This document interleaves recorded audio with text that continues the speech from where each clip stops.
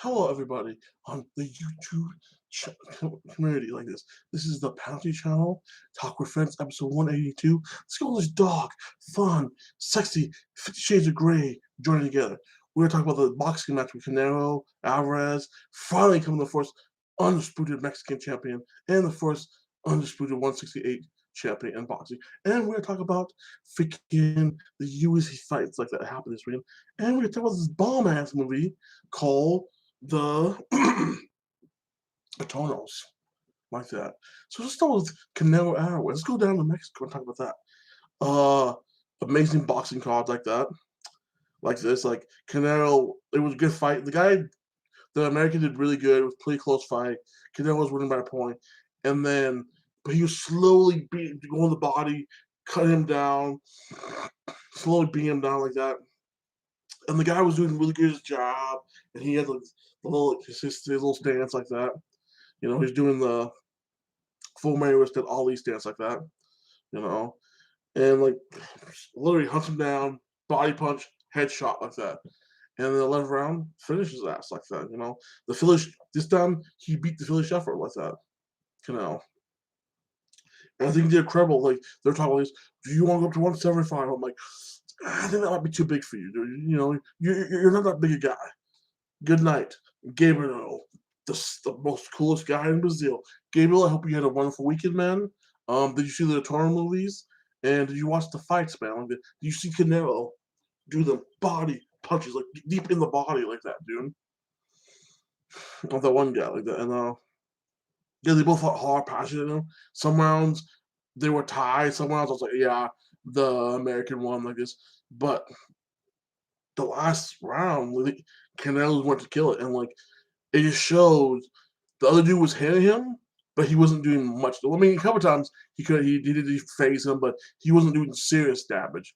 Canelo, when he like control his punches, he was able to do more harder punches.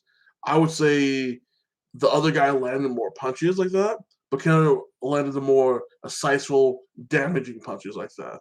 So it was good. It was a good 11 round fight.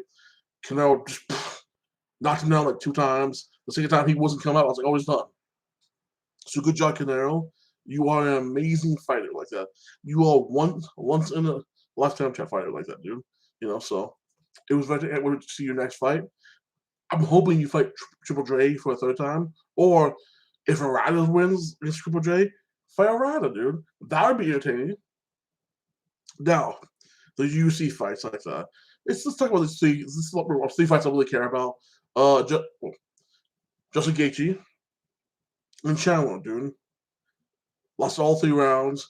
And the bad thing is, sometimes some fighters are not. It's not good for them to fight because they will shorten their careers, but they will give you incredibly good entertainment, and you will love it. But it will shorten their careers. Like this is one of the fights I'm like, I want to see it, and I think it'd be good. But I know it's gonna shorten both their careers because they both are powerhouse wrestlers like this. But I kind of like Justin Gaethje was gonna win because he's a better striker. He hits the kicks like this, and I thought he could stop his takedowns and make it. And if he did, I thought he'd step right back up. Exactly what happened. He did take it down, step back up. We scrambled back up like this, but they both almost knocked each other out every round like that. Like you see, Chandler's face is all bleeding, bust open like this, and like because he was like putting his hands there, he's like what, and like giving like Justin Gaethje some time to do some jabs like that, overhead kicks, incredible fights like this, nice little kicks like that. Show the heart of Justin Gaethje, like, the heart of Justin Gaethje and Chandler like this, and I really appreciate the amazing fighting spirit they both have like that. You know, I would say, like I said, Justin Gaethje and Chandler, I would say they're about even in the wrestling department. They both nullify the wrestling like that. You know, yes, Justin Gaethje was able to take down Chandler, but Chandler's kind of like up. He reversed some of the takedowns too, like that. So again, nullify the wrestling of both of them, about even. Striking wise, I would say Justin Gaethje was a little better at striking because he's better at doing kicks and like hands like this. But it was close, and like he won a little bit. Like it was an amazing fight. I loved it. Now on for the women's 155 belt like that. I'm not gonna name the names because I'm horrible with the names like that. But he was good. Lasted all 5 rounds. I was going for the Chinese girls. Like you can do it. You can like this. And this time instead of striking with her, she grappled with her, and she did a lot better like this. She was able to take her down. She don't get knocked down like that. She gave her, but other girls just did more damage to her in the fights, like and landed more shots like that. But she did more takedowns and Troy on the ground like that, but nothing like super dominating like that. It was a very close fight. I thought the Chinese girl won by a point. Obviously she lost like that, but it was close. It was a towing cost, and that's how close it was. So to me, it was even like that. Like it was a white call. I mean, I might be wrong, but it was a white call because it was a very close fight. But to beat the champion, you need to beat the champion. So last fight, Usman versus Masvidal. Oh my god, this fight was different from the first one, but this is the one. The reason why I told my friends like, if freaking Usman, if Covington trying to wrestle Usman, it's just gonna stall out. It's gonna waste their energy. And Usman like try to take him down. I mean, Covington try to take Usman down. Usman stops takedowns like this, and then just nullified all his wrestling. The times he did take Usman down, it was like with their boxing and got him thinking about striking and took him down like that. Usman stepped right back up. It was like a worthless takedown. But it just shows me Usman and Cody wrestling is the same. They're both equally good at wrestle like this. No one was superior like that. They nullified the wrestling. What decided this factor was the striking. When you're both equal at a skill set like that, then it just nullifies. You take him down, take you down, but nothing's gonna happen because you can step right back up. He's gonna step back up. Basically, you're even. Like that. It's a deadlock. But if you're a little better at a different game aspect, you can beat him that. The way it is like kick wise, I would say freaking Cody's better at kicking, and Usman's better with his hands like this. He has better boxing like that. So what happened is like Cody was doing his kicks, but he was leaving his face exposed to a white and a counter punch like this, and he almost got finished a couple times by Usman. But he's a tough son of a bitch, so he fought back like that. So about that. And overall, it was more one sided this time than the last time like that.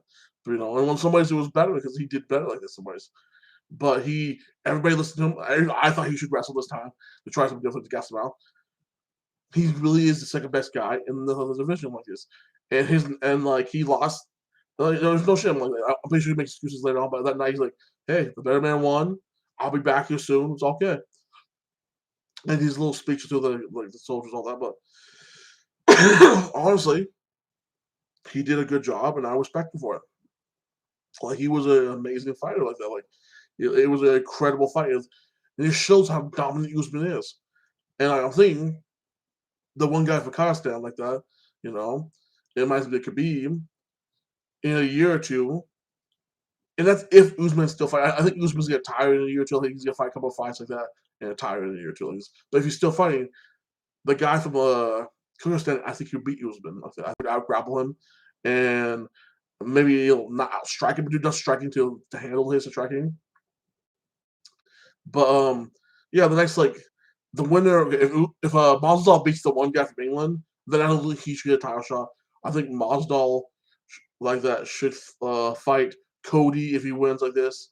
If Brown beats the other guy he's fighting like that, then I think the loser out of that fight, or the loser out of the other one should fight Colby Covington the next like that to get him back in the thing like that. The winner out of that, obviously, if the British guy wins, I think he's the next one contender. He should fight Cody. He should fight Usman for the belt like that. If Brown wins, I still want to see him fight more fights like that to build his skill set up. So yeah.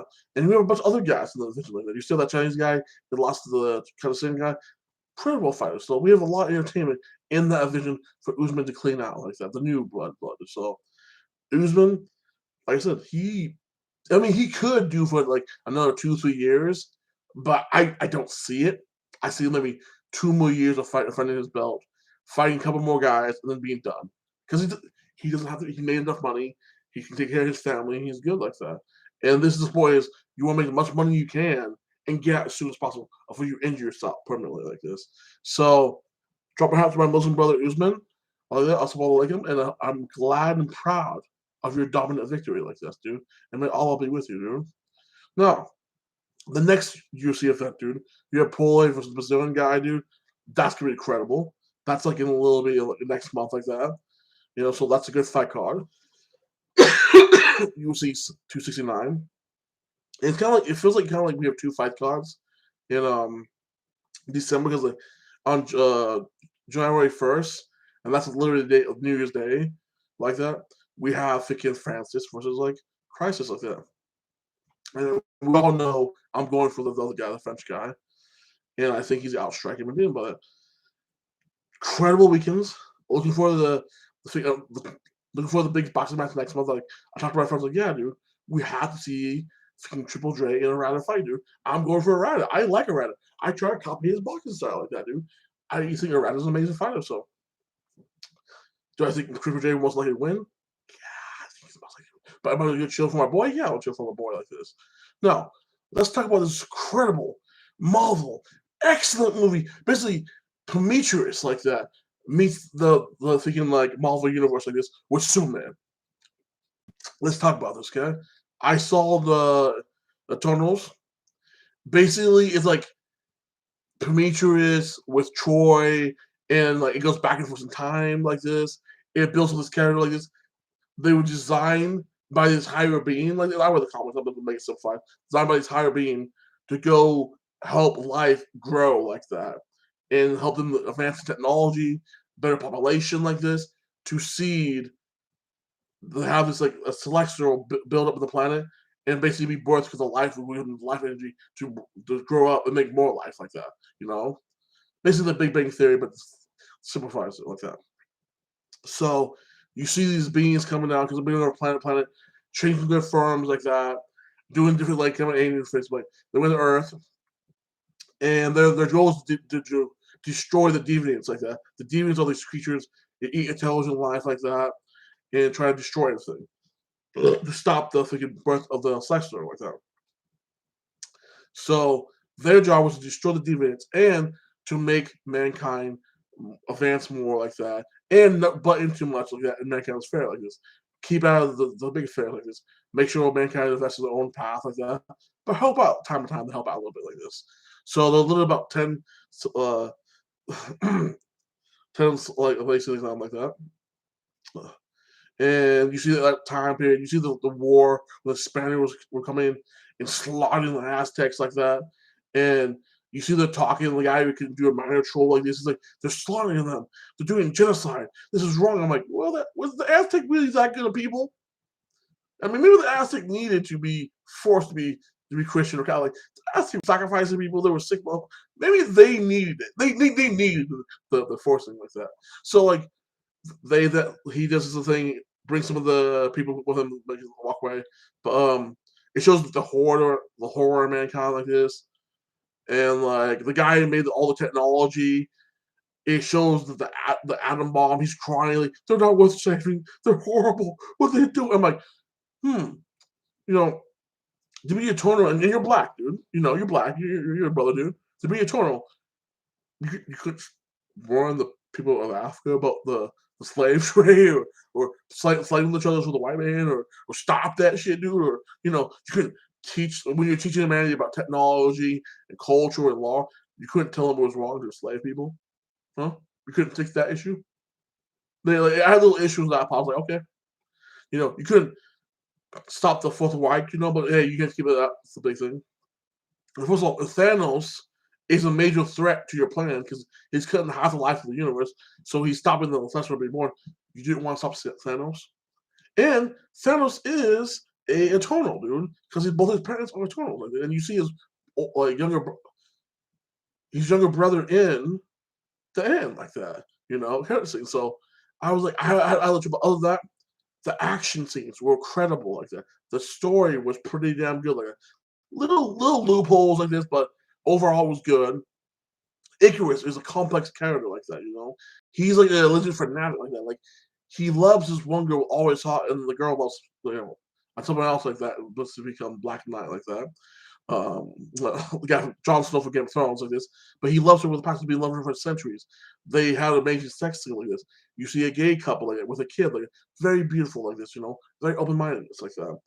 And like Icarus, like he's struggling because like the one person who knows everything and just like he does sacrifice her life to give her energy to these deviants to cause trouble to give him chance to set up the whole freaking eternal the one guy to be reborn like that, like that, the higher power, a new higher power person like that. So like he's doing all that. You find out the tryst in like the middle of the movie. He's like, I did this. Our job is to build a life force here for a celestial to be born like this. This is our job. Earth is nothing like that. If Earth lives, that means billions of other planets won't be remade like that, or made like that. All these life forms in Earth-like planets can be exist now if Earth is destroyed like that. And then like you see the one girl who's been tortured because she's been forced to be a little girl for all these centuries like this, never experienced love. I'm pretty sure some sick pedophile she had some fun with, and that's disgusting. Like I don't want to think about that. But like she had stuff she can never fully connect with humanity because she was stuff to be an eternal youth, a little kid body forever. Like that's messed up. It sucks, So and she's loving Icarus like that. But Icarus, I, they have a weird relationship. But I'm pretty sure Icarus didn't do anything like that. She's not sick fuck. But if they did in the comments, I probably didn't really about it. Yeah, that was a little weird. Probably that was they had a little love triangle with like two people, but it's kind of weird. But because she's her best friend was freaking Cersei like that. And Cersei can like change objects to other jobs, and that's Icarus's lover like that. So they had a little love triangle, and they had like basically a different philosophy like this. The other ones didn't care about the mission. One was married to a human. He had a human kid like that because he adopted like that, And he's like, my first priority is to my family and seeing my son grow up to the man he's supposed to be like that. What are you doing like this? We should help them out. We should stop this. This is evil. And he's like, I'll kill all you guys to fulfill my mission like this. And Icarus fully believed this is my duty. He was like a religious fanatic, like a Christian crusader, like a cess getting the job done like that. There are some people who are just solely believe what they're doing. They're willing to sacrifice anything. It takes something crazy for them not to do it like this. And basically, he was like Superman. He was literally the Superman of that universe. Like he shot late. I'm so shocked Marvel didn't get sued by DC for making that guy so much like Superman. He really was Superman, but let's up with a super breath like that, some other thing, or hearing. I mean, he had hearing, but not as good as Superman, or it's like seeing through walls like that. But he had pretty much a lot of the power set of Superman like that. And like seeing him being like he not kill the woman he loves like that because he had made a choice. Either he saves the Celestial and kill the woman he loves, has been in love for centuries like that, or he helps the woman he loves and betray his secret duty to the Celestial like that. He chooses to betray the Celestial like that. That happens. He flies off into the sun. No, it's hinted he was destroyed by the sun, or it's hinted he's not destroyed by the sun. We don't know that. You never saw his death like that. Until you see him actually explode, he's alive or dead like that. So I got like he's dead. That's what I thought would happen. He killed himself, They can always bring him back and say, no, the sun powers him up more. And he was able to hide from the Celestial like that because they thought he was dead. Making him more like Superman. But so far, I love the movie. Because I love Prometheus like that. I love Alien Covenant. That kind of it's a thinking man movie, And yes, it is like a normal Marvel movie, but it's an perspective, like Beyond the Galaxy. It's an perspective of the superpower people like that, I gave the movie a solid 8.5. It was pretty good. Not the best Marvel movie ever, but it was. I'll watch it again. It was good. It was entertaining. I enjoyed it. And I'm definitely gonna come back and see it again like this. But I'm about to get off here. Guys, I want you to like, subscribe, and comment, and you will have a blessed week, I'll be back here Wednesday around 8 o'clock like that, like 8, maybe 8:20 at the latest like this. So guys, like, subscribe, comment, and be blessed. And if you have any shows you want me to watch or review like this, like when I watch Cowboy Bebop, I'm gonna watch the whole thing, write down Cowboy Bebop like that, and do a review live like that of Cowboy Bebop like that. Spoil some of it, but not all of it. Probably spoil the first 3 or 4 episodes and then leave the rest for you guys to watch. But I'm gonna do a Cowboy review of the live action one coming up this month like this. So guys, You have a glorious weekend. Like and subscribe my videos, please. And, subscribe to my channel like that, Like, subscribe, and comment. And you have fun this weekend. This week. My bad. Yeah, peace out, guys.